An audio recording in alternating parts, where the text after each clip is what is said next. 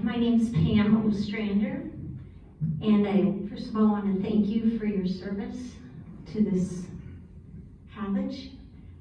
I've highly recommended CLC to hundreds of former students and athletes, public-private educator for over 30 years, and we've helped 5 children, Caucasian, Russian, African American, attend CLC as student athletes.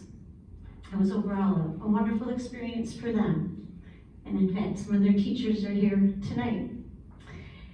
I'm here because I'm representing thousands of concerned parents and future students, including my own grandkids that will probably be here someday.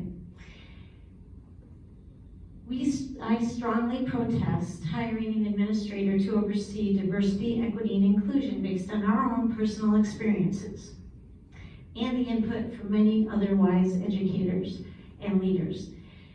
Unfortunately, and I'm here because I love kids, love education. I'm sure that's why you're here as well. Unfortunately, these administrators have been shown to promote policies that end up being detrimental to minorities and breeding discontent for all while wasting tax dollars. The policies are deceptive. They sound awesome. Who doesn't love inclusion and diversity and equity? But this is part of, it sounds innocent and helpful, but it threatens America, and it's part of a growing social justice movement that destroys people's lives, businesses, and homes, like we saw in the burning of Kenosha.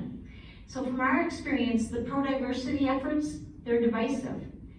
Equity was inequitable, and favoritism was breeding discontent in our home, and the inclusion led to exclusion. So what happened was, with our kids and the ones that when we do it, the pro-diversity efforts divided them. They singled out the people with a special invitation to dance, as they define it, by calling out their differences. Since you is understood to be all-inclusive, by an extra special invitation, you're actually saying you're different. You're not able to function at the same level, so we have to reach out extra to help you. It's putting an extra emphasis on race and an insinuation that's made that people are less able to function as other people. Of course, we're all different, and we all have different tendencies, but there's no reason to force people to be the same. You see, when we force them, when we try to mandate morality, there's rebellion. We can't do it. It's got to come from the bottom up, from their heart.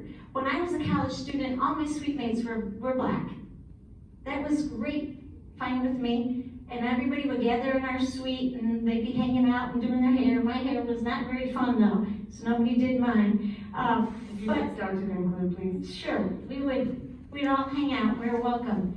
Now, Elvita King, she said we're all one race, with human beings sharing 99.5% of the same DNA. Now, equity wasn't equitable in our home. Our one black son, he got a full handout, and he took his check and he cashed it, and he took off for a month-long party, while our other children were working multiple jobs to pay for their tuition. The others were jealous of him. Thank you for your comments. Thank you. And it ended up that, we want... Thank you. Our next speaker is Kathy Hayden. Your time's up.